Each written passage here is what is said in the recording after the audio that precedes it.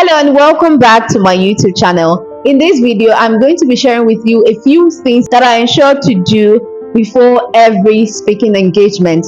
Now, I am a master of ceremony, I'm an MC, and so I always have the opportunity to stand in front of people and speak and moderate events to ensure that we have a seamless flow, and of course to ensure that everyone has a great time and crafting amazing, memorable moments for everyone. Before every event, here are a few things I ensure that I do. The first one is quite funny. Number one thing I do is exercise, both vocal and physical exercises. Naturally, I carry out my vocal and physical exercises every day. But before hosting any event, I make sure to put more attention on my exercises, especially my physical exercises, because the more flexible my body is, the more flexible I am, the more I'm able to move seamlessly better at any event. Now, also for vocal exercise, it's essential that you're pronouncing words correctly and you're speaking as fluent as possible. So it's important that your vocal cords are warmed up, everything is ready and set to go, and you don't have any hiccup on stage. It's essential that my vocal cords are on track and they are all warmed up and ready to go, so I don't have hiccups on stage when I have to do something and then my voice ceases or something. I ensure to carry out exercises, vocal exercises for my voice, and of course physical exercise for my body to just warm up a bit, and of course to become more flexible and to be able to move around more flexibly. Right, that's number one. And then number two, I practice extensively.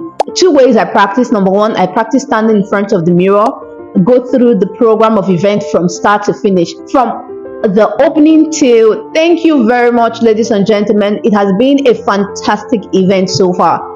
From start to finish, in practice the event standing in front of the mirror. While I'm practicing, I'm looking out for my gesticulations, I'm looking out for my smile, I'm looking out for my poise and every other thing that I need to look out for standing in front of the mirror, so I know how I want to look like. I have an image of what I actually look like doing all of that, and it helps. That's number one way I practice. And then number two, I practice by recording myself. Make a video of yourself from start to finish of the whole presentation. You might not be an MC, you might just have a speaking engagement. Maybe you're a keynote speaker, you might be the keynote speaker for an event, or you might be going for a final year presentation.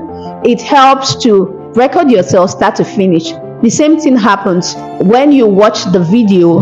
You're watching out for how you spoke, how your voice sounds, how your gesticulations look, and some of the other things that you need to look out for. Watch the video and carry out an honest review of your work.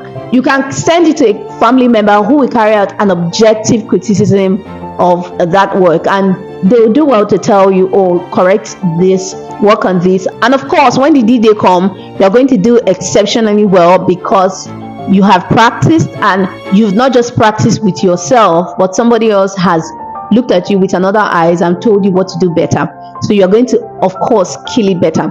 That's what I do. That's number two thing I do. Number one thing, I ensure to take exercises seriously. I'll go back to number one point. When people hear exercise, the first thing they think of is, but you're not fat, you're slim. Now, exercises are not essentially for you to reduce weight, but for you to keep fit and stay fit, right? So it's essential that everyone should be exercising so you live long. To live longer, we actually all need to exercise, and to be more flexible, you need to exercise. Now, number three thing that I ensure to do before every event is to look up who my guests and who my audience are. The one time I made a mistake of not being very careful to look up my guests and my audience it wasn't a disaster totally, because it turned out beautifully, but it could have been a disaster. I had an event that was my first event, the first event I ever hosted, and the guest said, oh, come host this graduation party, and I felt like, oh great, fantastic, it should be secondary school. I figured, oh, it should be secondary school, and I got there and they were not just primary school but nursery school students. The graduation was for nursery and then primary. There was no secondary school students, so we had to come up with games now for primary school students, and it wasn't funny, right? wasn't funny because I came up prepared with all of the English, all of the, oh, graduating class of 2020, Kini, and it didn't go that way. On the spot there, I had to start changing a lot of things. Now, it helps that you know your audience way before you come, and that's one thing I try to do. Who are my audience? Who are these people? What do they like? What is their thought and their thinking pattern? If you're going for an event for young people about personal development and growth, you know what you're expecting. If you're going for a wedding of two very Christian brother and sister, you know what to expect. If you're hosting a wedding for two people that are just there, you know what to expect. So you are prepared for every audience, and it's essential. I must know about my audience and I prepare for them. Essentially, those are 3 essential things that I do before every event. Number 1 thing, exercise. I must exercise. Number 2 thing, I have to ensure that I prepare. Number 3 thing is I must know my audience. I know the persons and what their expectations are of me before every speaking engagement, and so I'm well prepared and ready to go. I hope you learned something. There are a couple of other things, I might do a part 2, and in part 2 I'm going to share some more other things I do before every event to ensure that I have a fantastic experience. If you would like that, drop it in the comment section.